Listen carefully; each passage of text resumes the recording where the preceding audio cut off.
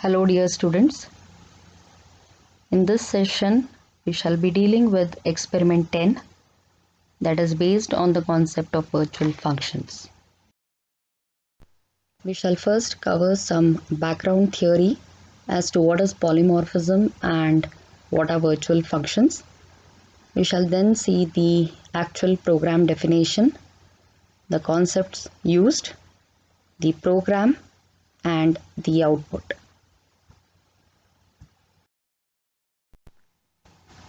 The word polymorphism is derived from two words, poly and morph. Poly means many and morph means form. Hence, polymorphism is the ability to take on multiple forms, and it is characterized by the phrase one interface, multiple methods. It provides the advantages of reusability and extending existing code. For example, the power button on a machine can be used for restarting the machine or stopping the machine. Polymorphism can be categorized as compile time polymorphism or runtime polymorphism based on call resolution. That is, the binding of function call to the actual function definition. If this binding happens during compile time, it is called as early binding or static binding or compile time polymorphism. On the other hand, if the call resolution is deferred until runtime, then it is called as late binding or dynamic binding or runtime polymorphism. Compile time polymorphism is achieved through function overloading and operator overloading, which we have already discussed. This session deals as to how runtime polymorphism can be achieved by making use of what are called as virtual functions.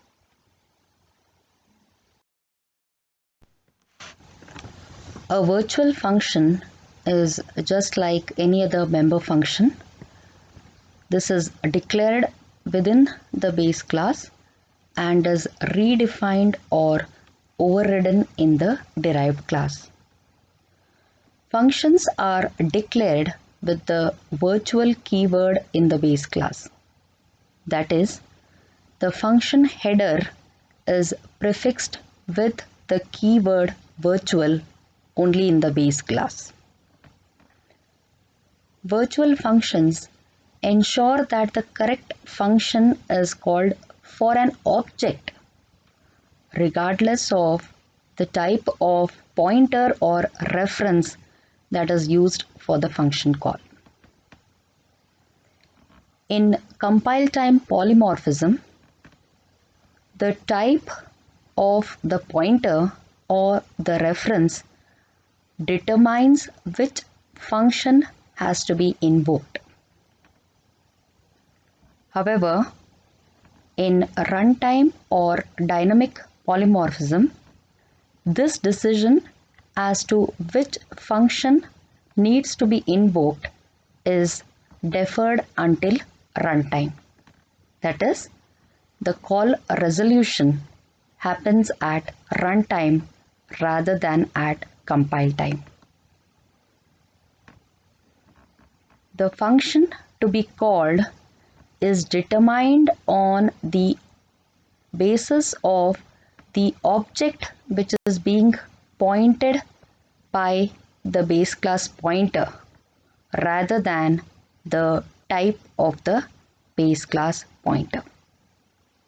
This is how late binding is used for deciding the correct function call. With all the necessary background, we are now ready to implement the program on virtual functions. The problem definition is: create a base class called student and derived classes UG student and PG student.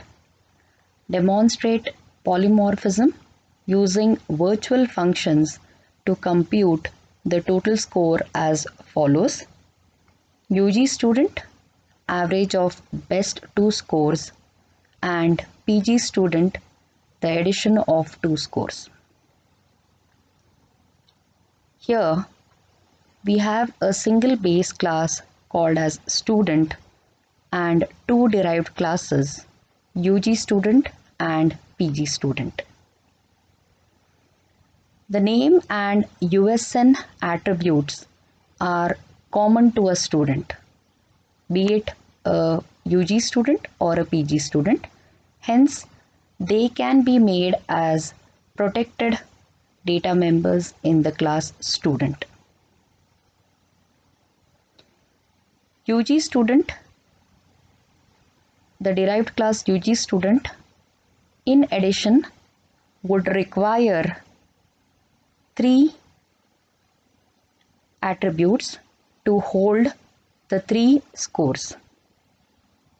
Likewise, the PG student derived class would require two additional attributes to hold the two scores.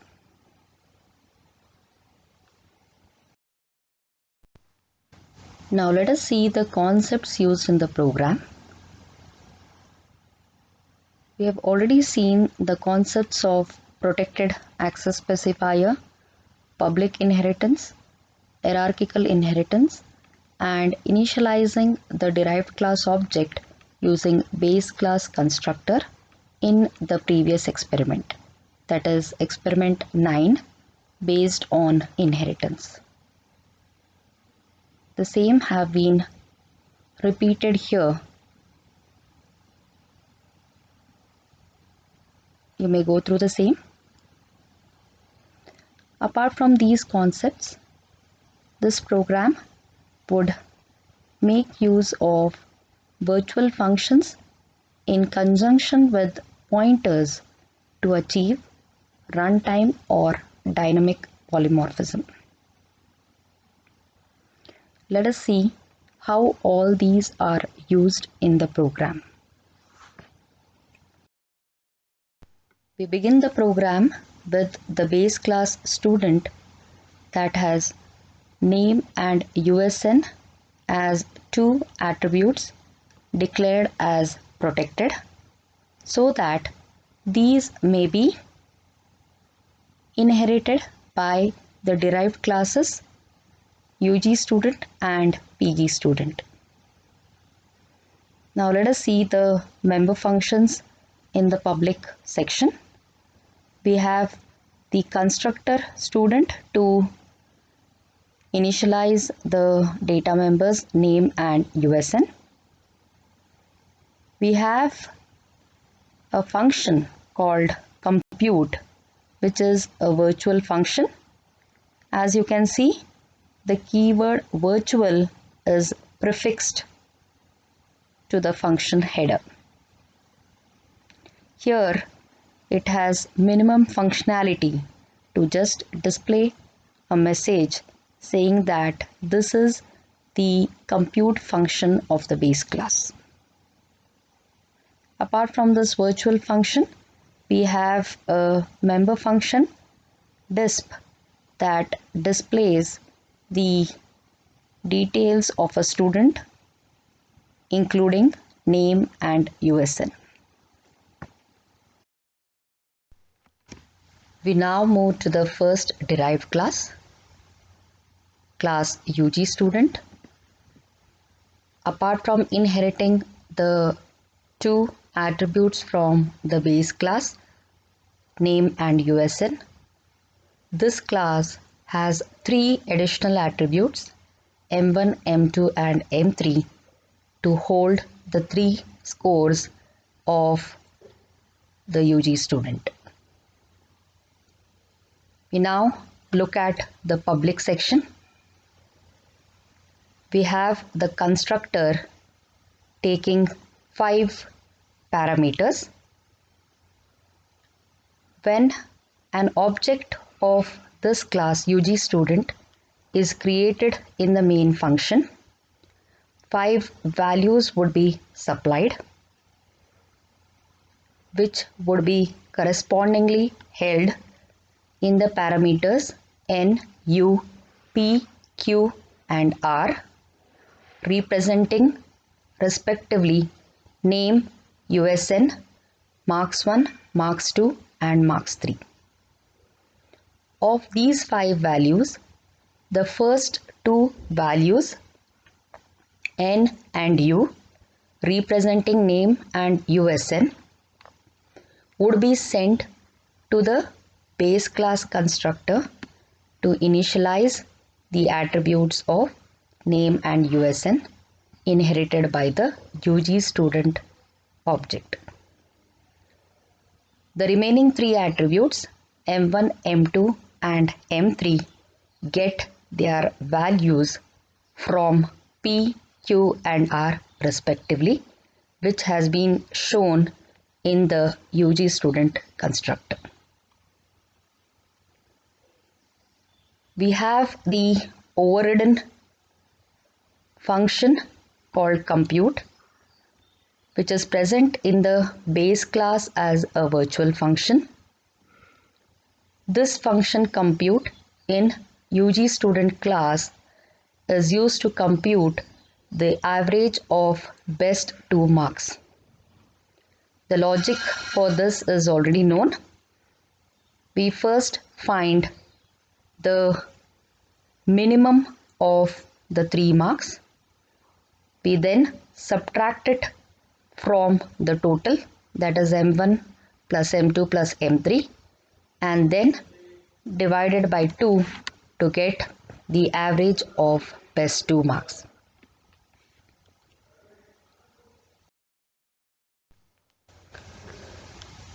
We now move to the second derived class, PG student, which makes use of the public base class student.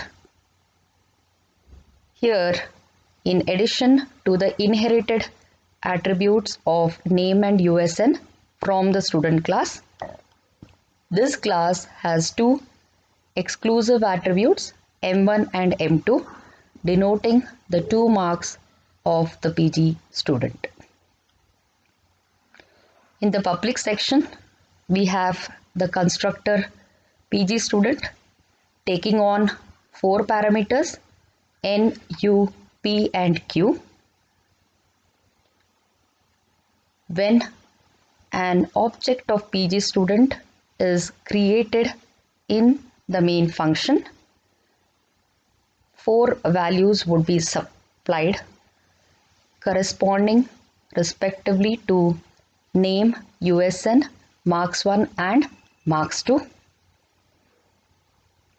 Of these 4 values, the first 2, N and U, would be sent to the base class constructor student to initialize the inherited attributes of name and USN of the PG student object. The remaining 2 attributes exclusive to PG student object M1 and M2 get their values from P and Q. We have the overridden compute function, which is used to compute the addition of 2 scores and display the same. Let's now look at the driver code, the main function. In the first statement, we create a base class pointer, student star S. S can either point to an object of the base class, that is student, or it could point to any of the objects of the derived classes UG student and PG student. In the next statement, we instantiate an object U of the derived class UG student by passing 5 values: John for name, 2GI 19CS 140 for USN, 21 for marks 1, 22 for marks 2 and 23 for marks 3.